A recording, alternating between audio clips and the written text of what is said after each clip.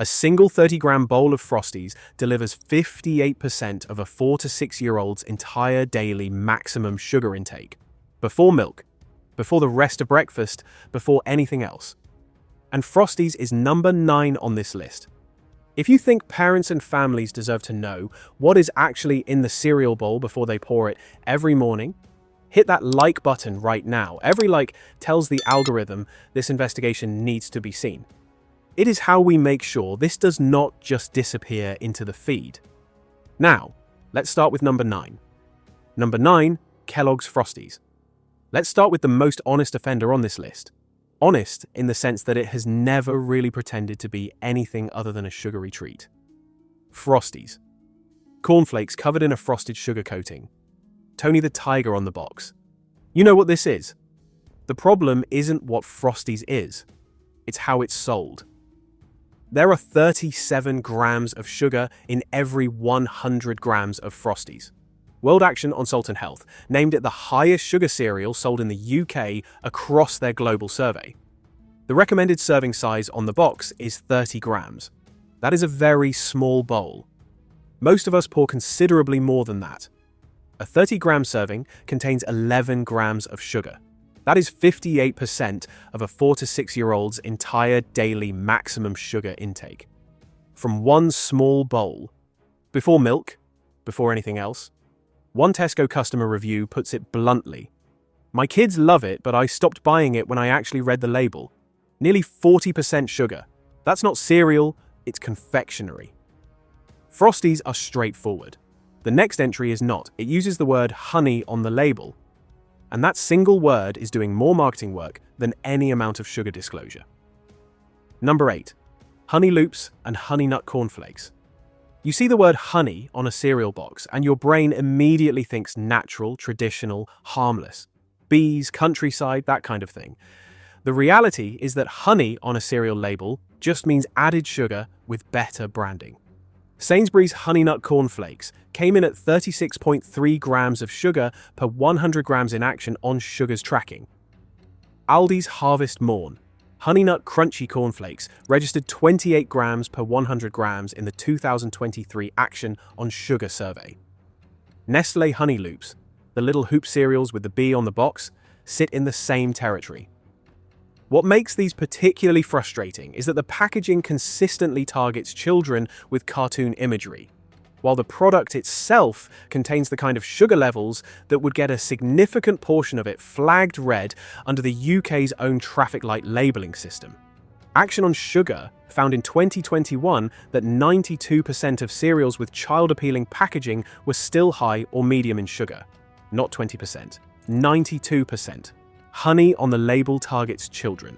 The next entry targets adults with a premium price point, a slogan about irresistibility, and 35 grams of sugar per 100 grams. The same level as a plain chocolate digestive biscuit. Number 7, Kellogg's Crunchy Nut Cornflakes. This is the adult version of the sugar cereal problem. Crunchy Nut has always been marketed as a premium, grown-up choice. The slogan basically promised you'd keep eating it because it tastes too good to stop. And that is sort of the point. Cornflakes with honey and peanuts sounds like a wholesome combination. There are 35 grams of sugar in every 100 grams. Kellogg's Crunchy Nut has held that figure consistently since at least 2012, according to Action on Sugar's tracking. For context, a plain chocolate digestive biscuit contains around 35 grams of sugar per 100 grams. You are essentially eating biscuit-level sugar at breakfast and calling it cornflakes. The honey framing makes it feel natural, the peanut makes it feel substantial. But sugar is still ingredient number 3 on that label, and the nutritional profile reflects that. Crunchy Nut at least presents itself as cereal. The next entry is a chocolate bar in a cereal box, made by the same company that makes the chocolate bar it is named after. Number 6, Nestle Lion Cereal. Okay, so Nestle Lion. You know the Lion bar, right? The chocolate bar with caramel and wafer and a chocolate coating. Lion cereal is essentially that in bowl form. Nestle makes both the bar and the cereal. The cereal contains 25 grams of sugar per 100 grams. What is interesting about Lion cereal is how it ended up in the cereal aisle at all. It has chocolate and caramel flavoring. It is clearly confectionery in structure. But because it comes in a cereal box and you add milk, it sits alongside porridge and bran flakes. Action on Sugar called it out specifically across multiple surveys. And yet the box features the same lion branding that is on the chocolate bar, targets children, and makes zero attempt to position itself as an occasional treat. It is a sweet you have for breakfast, marketed as breakfast.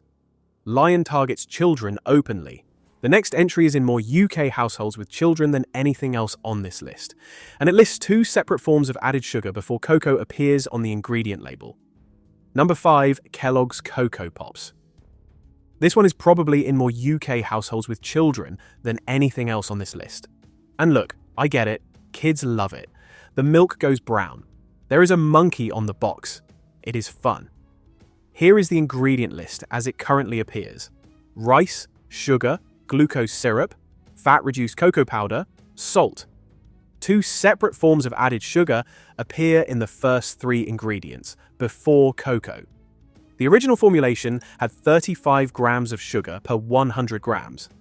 Kellogg's announced a reduction to 30 grams per 100 grams back in 2017.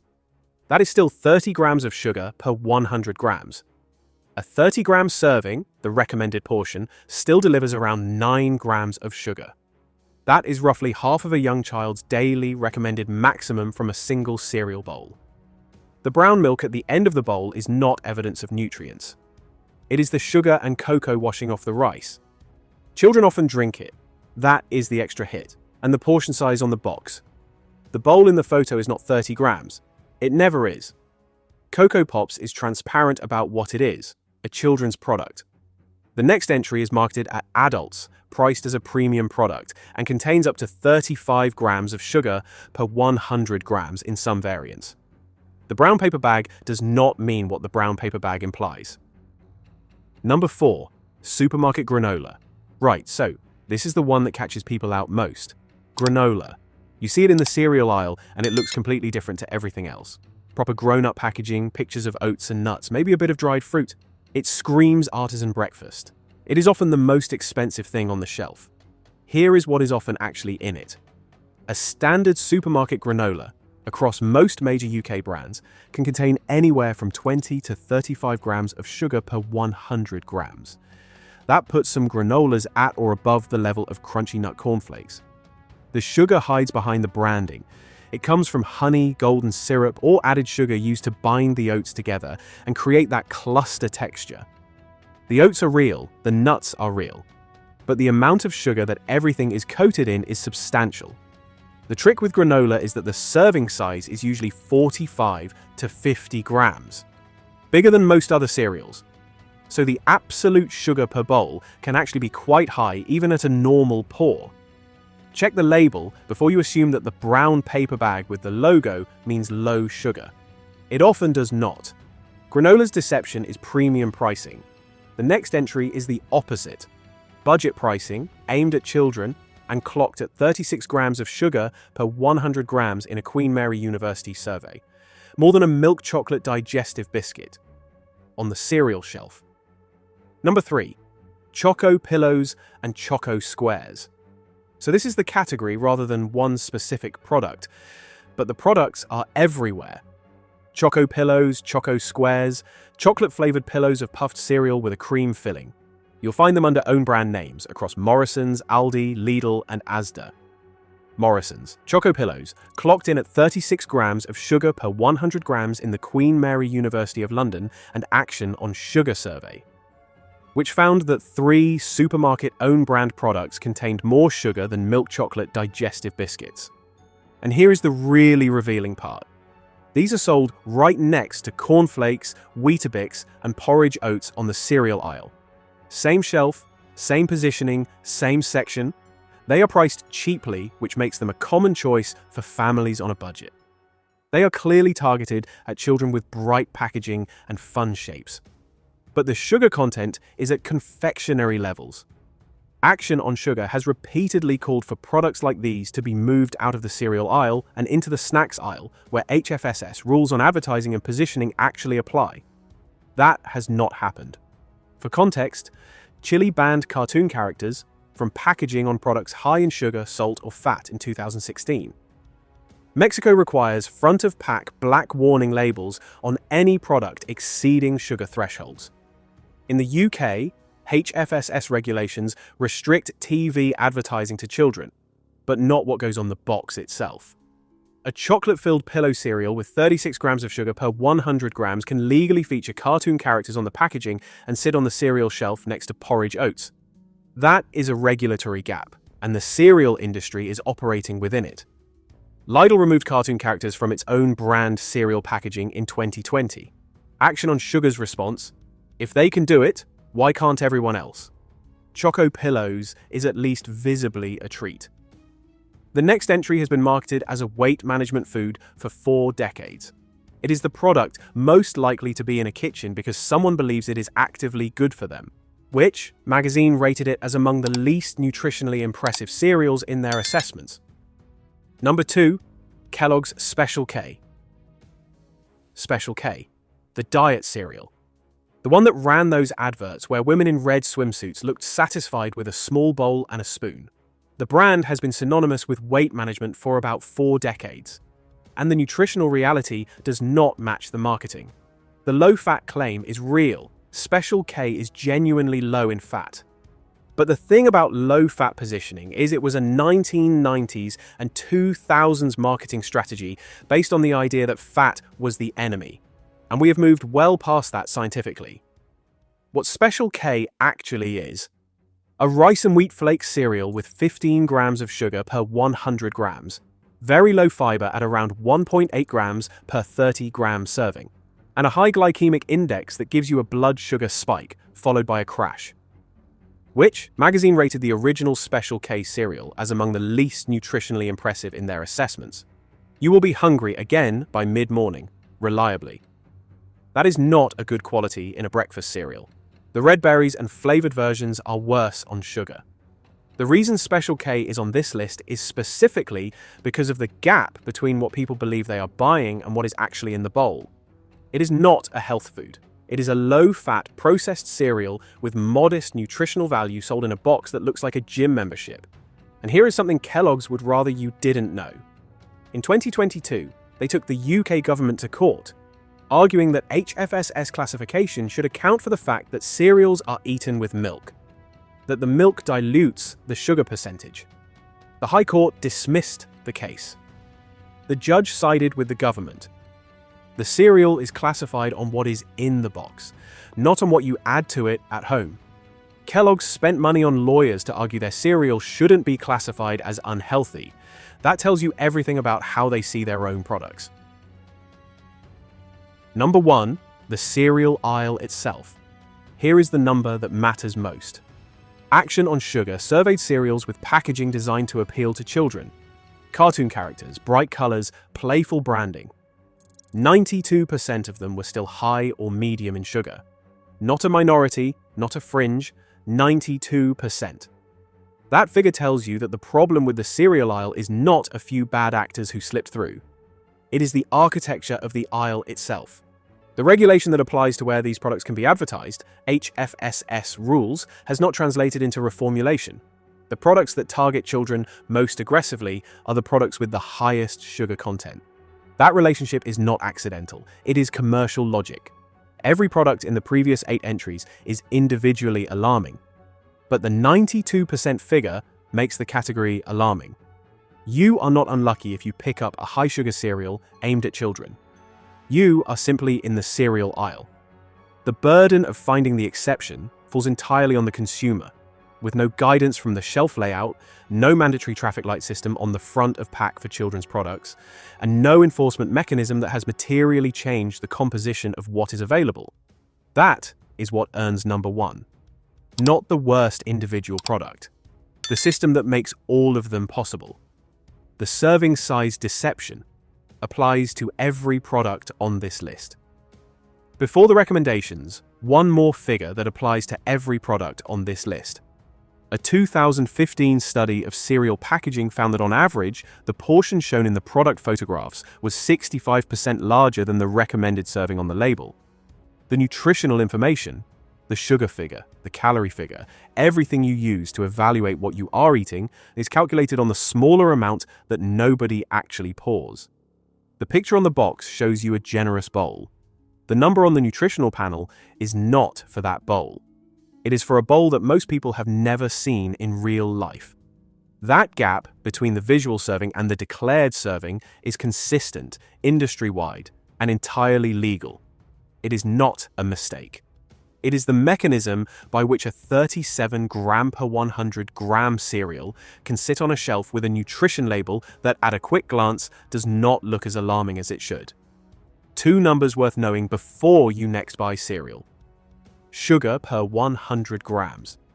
Under 5 grams is genuinely low. Under 10 grams is reasonable. Over 20 grams is confectionery territory.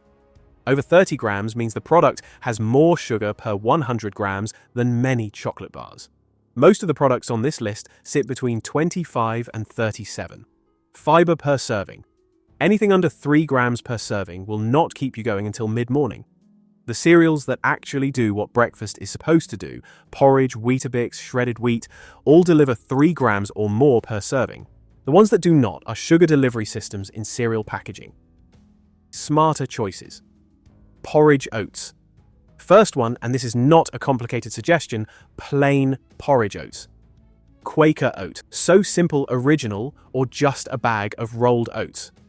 Which listed it as one of only 3 cereals in their survey that was genuinely low in sugar. The beta-glucan fiber in oats is properly well researched. It slows down glucose absorption, keeps you full for longer, and does measurably good things for cholesterol. A bowl of plain oats with a bit of fruit on top is a genuinely different breakfast experience to a bowl of Frosties, in terms of how long it keeps you going. No added sugar, no processing, just oats. Takes 3 minutes in the microwave. Weetabix. Second option, Weetabix, which identified it as one of only 3 cereals low in sugar in their survey, around 4 grams of sugar per 100 grams. High fiber. Genuinely filling in a way that thin Flakes cereals are not. It is genuinely one of the better mass-market options on the UK cereal shelf. Ignore the flavoured versions. Weetos, Weetabix minis with chocolate, all of that. Just the plain biscuit. Add fruit if you want sweetness. You are in control of what goes in. Third one, Nestle shredded wheat. And yes, this is Nestle, the same company that makes Lion Cereal. But shredded wheat is genuinely excellent. It contains 0.7 grams of sugar per 100 grams. That is essentially nothing. It is literally just shredded wheat in a biscuit. High in fiber. Nothing added. If you want sweetness, put a banana on it or a drizzle of honey yourself. But at least then you control the amount. Shredded wheat bite size works the same way. Action on Sugar surveys consistently pick it out as one of the cleanest options in a category full of misleading products. The texture is dry and fibrous in a way that is entirely honest. It tells you exactly what it is before you add milk, and what it is wheat. Nothing is hiding behind coating or cluster or flavoring. That is the point. Kellogg's All Bran. Fourth option, and this one is specifically for anyone wondering whether Kellogg's makes anything worth buying. All Bran is the answer. It contains 27 grams of fiber per 100 grams, more fiber per gram than almost any other mass-market cereal on a standard UK supermarket shelf. The sugar content is around 18 grams per 100 grams, which is higher than porridge or shredded wheat. But the fiber is so significantly above anything else available that the net nutritional position is strong. Action on Sugar has consistently listed it as one of the better options in the Kellogg's range. The ingredient list: wheat bran, sugar, barley malt flavoring, salt and vitamins. No modified starch, no glucose syrup, no palm fat. The texture is dense and chewy, in a way that tells you something real is happening. It is the kind of cereal that changes how you feel by mid-morning, rather than leaving you looking at the biscuit tin an hour after breakfast. Alpen No Added Sugar. Fifth option, Alpen No Added Sugar Muesli. The standard Alpen contains 23 grams of sugar per 100 grams. The no added sugar version brings that down to around 13 grams. most of it from the dried fruit. The ingredient list is whole grain wheat, oat flakes, raisins, hazelnuts, and almonds. Nothing that needs a number. Fiber content is around 7 grams per 100 grams. It sits in the same aisle section as granola, the same premium artisan positioning. And it is a meaningfully better product. The key check: the pack must say no added sugar. The standard Alpen and the no added sugar version have different ingredient lists. They are not the same product. It has a natural sweetness from the fruit that means you do not need to add anything. The oat and nut base keeps you going in a way that the sugar-coated cluster cereals on the avoid list cannot replicate. Those 5 are not the ones with the mascots and the bright colors. But they will actually do what breakfast is supposed to do, which is keep you going until lunch without costing you a third of your daily sugar intake before 9 in the morning. If you think the cereal aisle should tell you what is actually in the box, clearly on the front before you buy it, hit that like button and subscribe. Tell me in the comments which of these is in your cupboard right now, and let me know which product you want us to investigate next. At Food Check UK, we look past the packaging, break down the ingredients, and show you what food companies don't always want you to see. Click the next video on screen now, and take a look at what nasties that product has been hiding.